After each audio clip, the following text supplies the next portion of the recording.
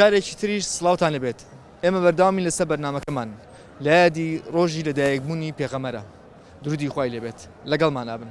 ئەگەر ئێستا تۆ پێغەمبەر درودی خوای لێبێ هەموو کەسێک ئەڵێ خۆزگەم لەو زەمانەیە بژیمایە، خۆزگەم یەک جار پێغەمبەرم ببینە درودی خوای لێبێت.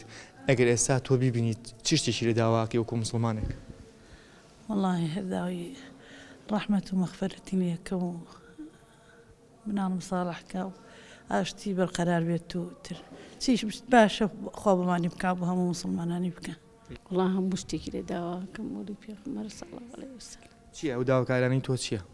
يتر بدلي خوم خواهتك بوبكا لهادي بيغمر دايقبوني بيغمر صلى الله عليه وسلم. والله داعي دين وإيمانك بقربان دين وإيمان لها مستقورة ترى أي بالرحمة بكري بسلام زمينا رحم بروليها مكسب كابر ولا كاني من جز قريبة باليان الشفاء رحمة باب بروليها مكسب وهي منيش شو حاضر كردوم شو؟ أنا والله أشكر الحمد لله أنا محاضر كردوم مشتاق محاضر كردوم إن زهاتهم بتواف لدوري قرين بمشك معها وتمام شو مولوتهم بتوافي خام لازم قبول كأخوة لقلي إيوه بقشتي أم رجع بيروزان لبيروزا كين يادي بيغمر بإن شاء الله صلى الله عليه وسلم يوعدارين بخير وبركات بوهم أمي إسلام. بابلين أورين ماني كد بيغمر دردي خوي لبيت بخلتي وتوكا بيغمر خوي بكسشي رازقو دسباق ناسراوا.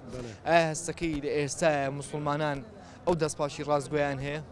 والله يعني هاش كسا إمر وجدان وزميلو خوي كوتو أو خلقه خوي كوتو إستا خوم يعني من رزمي كمن خوم كسيكم لواني كانوا يشكم لواني بلم خلق هيك لا خوش معناه حساب كين يعني نيوجي جاكين وكو أو بيرو بروغرامي إسلام أو ويك بيغمر صلى الله عليه وسلم دايناوا نايبين بالريواني شي خلافة مكا دسي خلق ما برا مالي خلق ما خو هساكي أمانيك إسات جناب باسك كوتوت بيغمر أفرمي درودي خوي لبيت كدسباق با نيوشكا ومالي خلق مخو هساكي لم دنيا أوشتانا هر هيان هيا قربان بس يتحمينا هيا بس زلام كوتو زلامي وهي همو دنيا برا دينارك حرام ناخذ زلامي واشي حرام.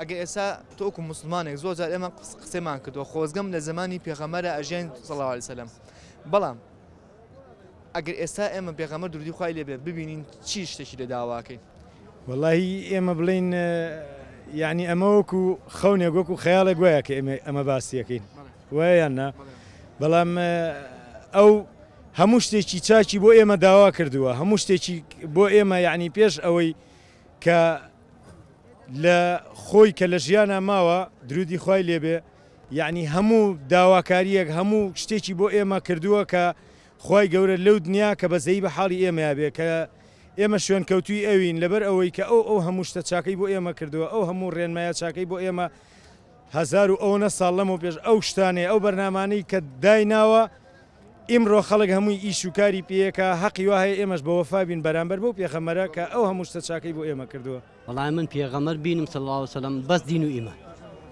بس دەڵێم دین و ئیمانم باتێتری چم نایە. ئەی تۆ ئەڵێ چی لەم ڕۆژەیە؟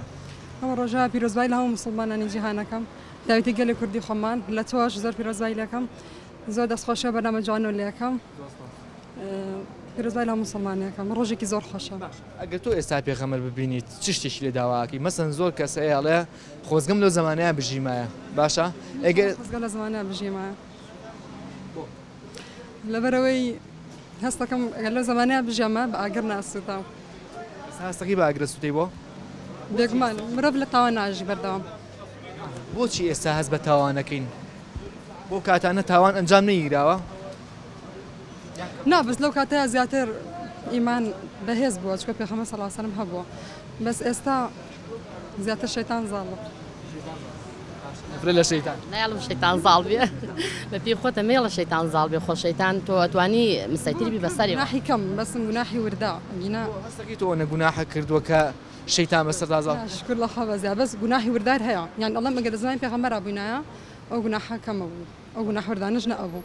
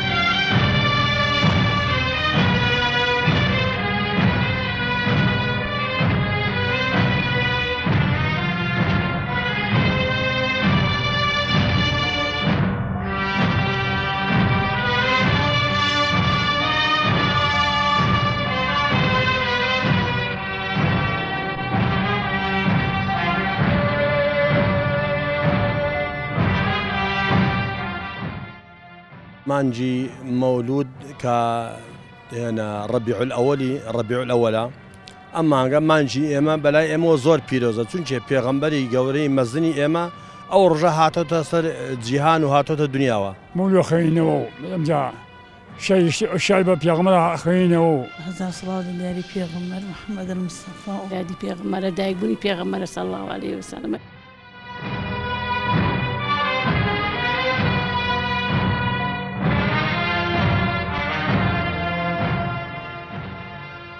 ئاوی بە ڕەحمە بکا بەسەر ئەم زەمینە.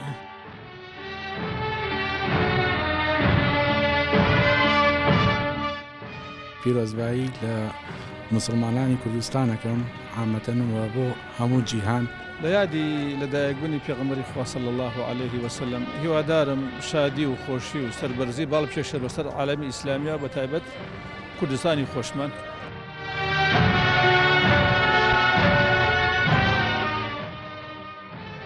وڵای سەرخۆشی لە هەموو کەسێکەکەم بە بۆنەی لەدایکبوونی پێغەمبەر صلی الله علیه وسلم یادی لەدایکبوون لە هەموو خوشکورایەک پیرۆز بێت. سەڵاوات لێین وتر بە قورئانە خوێنتر بە پێی ئەو شتانە یادی پێغەمبەرەکەینەوە و ئیتر وەکو بڵێ جەژنێک چێشتێکی باش لێ ئەنێنین. پێغەمبەر صلی الله علیه وسلم ئەفەرمێ بە نوێشکە ڕۆژ و گرە ڕووکەرە خوا. ئەو ڕۆژە پیرۆزبای لە هەموو مسلمانانی جیهانەکەم.